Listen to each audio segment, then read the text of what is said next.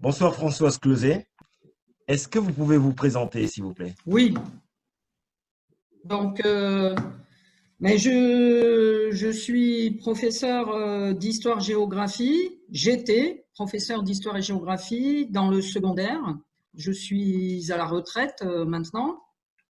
Et depuis 2006, je suis présidente d'une petite association qui s'appelle Association pour l'histoire des tirailleurs sénégalais, l'ATIS. Euh, euh, Puisqu'on parle de Tiaroy, Tiaroy était pour moi un nom inconnu jusqu'à l'an 2000. J'avais jamais entendu parler de Tiaroy. Vous saviez que on parlait de la Deuxième Guerre mondiale, mais il n'y avait pas l'évocation de Tiaroy. Disons que j'avais même jamais entendu parler des tirailleurs sénégalais pour tout vous dire. Euh, si vous voulez, je vous explique un peu. Voilà. Euh, J'étais comme la plupart des gens en France, même en ayant fait des études d'histoire, euh, je n'avais jamais entendu parler des tirailleurs sénégalais. Bon, il se trouve que dans mes études d'histoire, j'ai pas beaucoup fait d'histoire contemporaine et pas du tout d'histoire sur les colonies. Mhm. Et, euh, et comme j'étais jamais allé en Afrique jusqu'en 1990, voilà. Et même en étant allé au Sénégal depuis le début des années 90, je n'avais jamais entendu parler ni des tirailleurs sénégalais, ni de Tiaroy. Et c'est à l'occasion d'un voyage familial Mhm. euh, un jour, sur la route de Dakar à Rufisque, Djibril Ndiaye, mon compagnon, donc, m'a parlé de Tiaroy. Donc, vous prenez connaissance de Tiaroy en quelle année à peu près? En 2000, En 2000. en 2000, on passe sur la route. On passe sur la route nationale à Tiaroy. Pour moi, Tiaroy, c'était une ville. Hein, voilà, Mhm. je savais qu'on traversait Tiaroy pour aller à Rufisque. Et donc, Djibril me montre les tombes, puisque le cimetière n'était pas du tout aménagé. Hein, c'était un terrain Mhm. vague. Et il m'explique que là, il y a des soldats africains qui ont été tués par l'armée française. Et bon, je suis tombée des nues. C'était un grand choc, je crois, pour moi, comme pour tous les gens qui ont appris ça de la même façon. Et quand je suis rentrée en France, je suis allée à Beaubourg Mhm. et j'ai cherché, j'ai vu. Et en fait, il n'y avait rien. Hein, voilà. Il n'y avait aucun livre en français sur les tirailleurs sénégalais. Ensuite, j'ai appris qu'il y avait un livre de Myron Eschenberg, mais qui était en anglais, puisque c'est un Canadien de langue anglaise. Ce livre-là n'a été traduit en France qu'en 2009 ou 2010. Mhm. Et il n'y avait quasiment rien. Et alors, sur Tiaroy, j'ai trouvé une note de bas de page d'un livre sur l'Afrique de l'Ouest à cette époque-là. Et donc, cette découverte, bon, ce choc, on peut dire, qui a largement contribué à ce que, avec des amis sénégalais, français, dont Djibril Ndiaye, on crée cette association pour, euh, pour, euh, pour encourager et puis éventuellement nous et moi, puisque moi je suis historienne, Mhm. euh, contribuer, faire connaître un peu l'histoire des tirailleurs sénégalais. Et notre travail, dans un premier temps, ça a été de lire ce qui petit à petit a commencé à être publié au début des années 2000.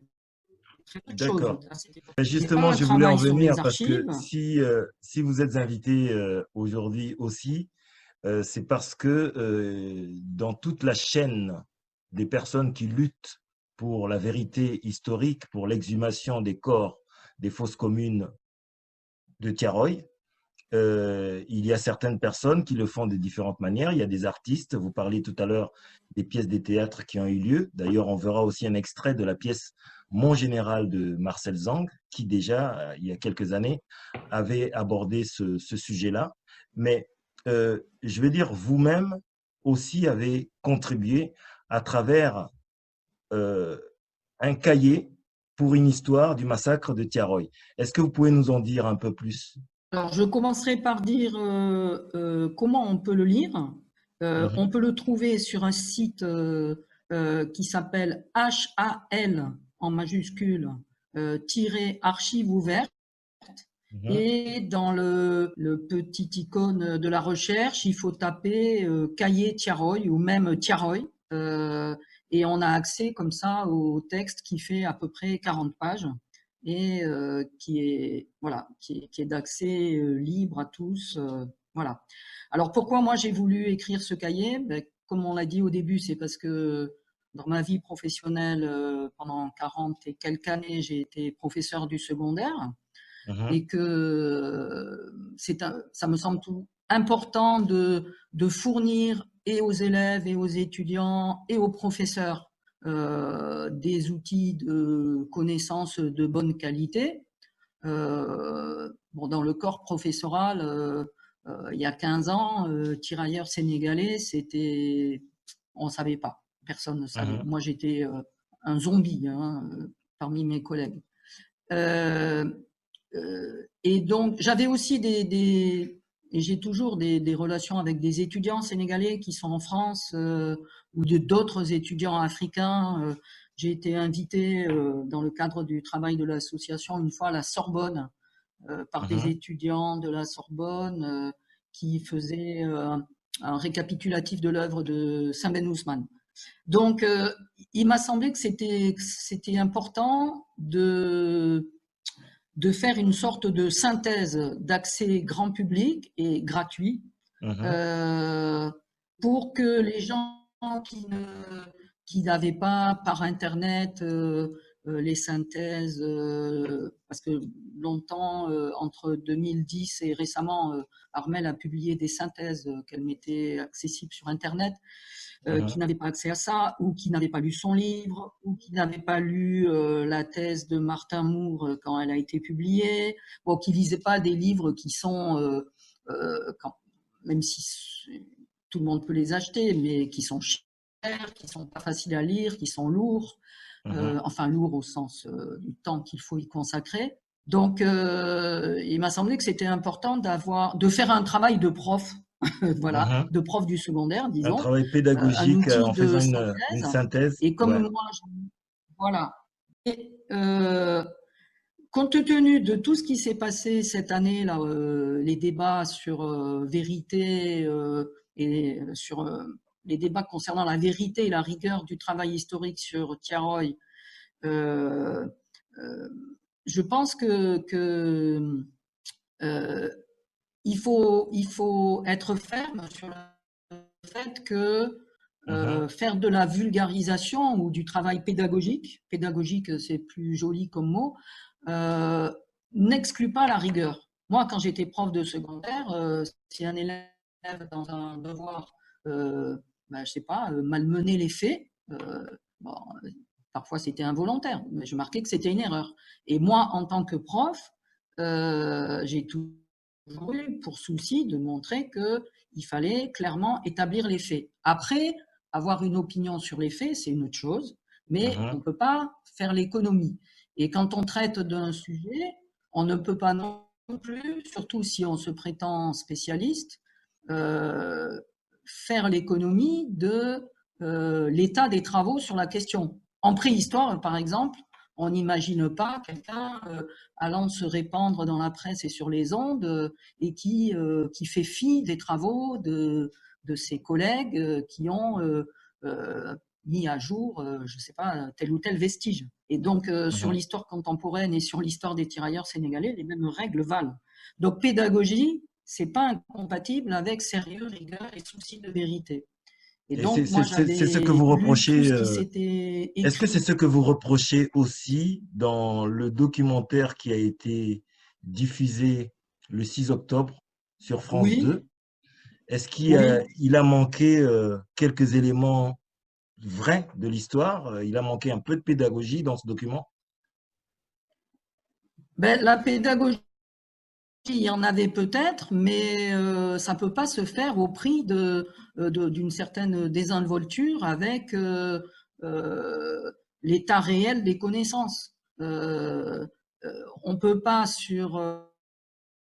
euh, par exemple, c'est Ouais. vraiment pas sérieux d'aller dire que les tirailleurs qui sont partis de Morlaix à Tiaroy Mhm. avaient été démobilisés de l'armée de Declercq. C'est pas c'est pas raisonnable, quoi.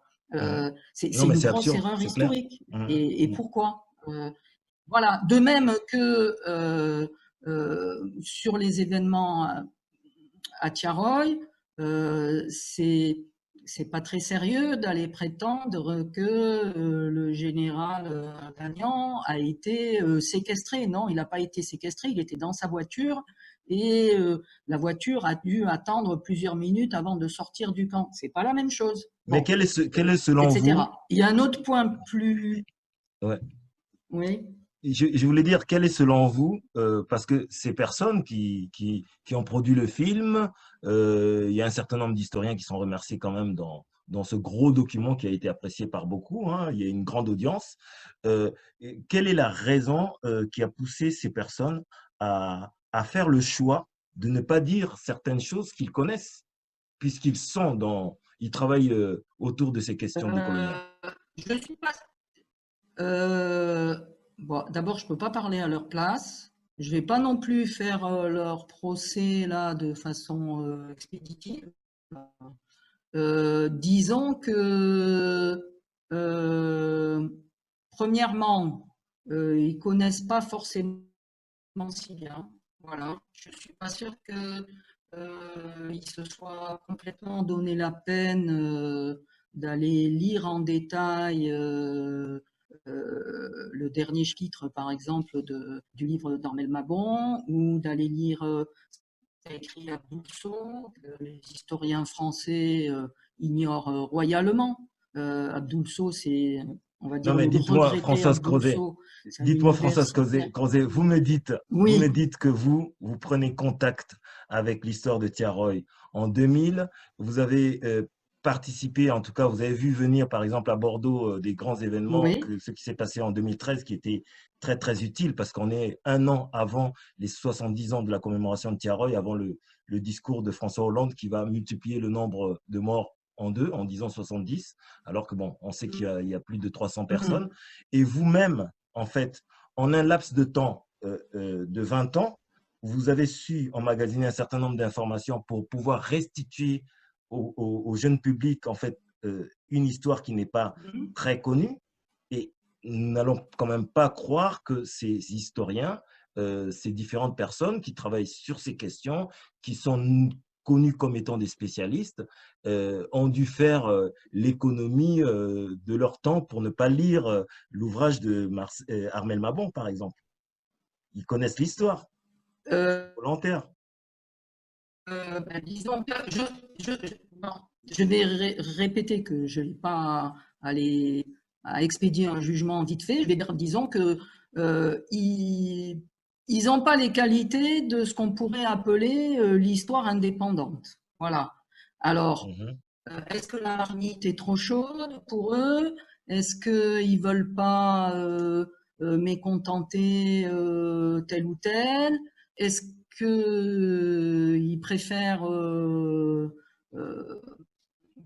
biaiser un peu avec la gravité de ce que c'est qu'un massacre pareil? Parce que quand des officiers supérieurs décident de organiser une opération armée qui va de toute façon se solder par la mort de plusieurs centaines de soldats, ça n'arrive presque contre les soldats de leur propre armée, ça n'arrive presque jamais, ça.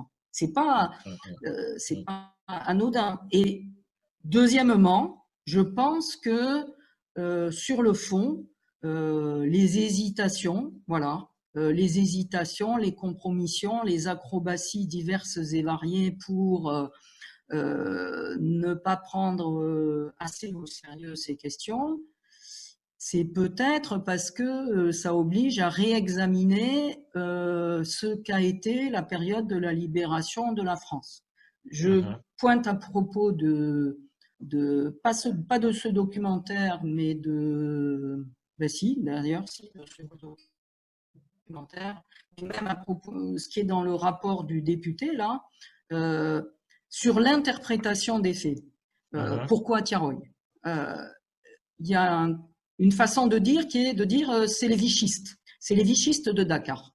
Oui.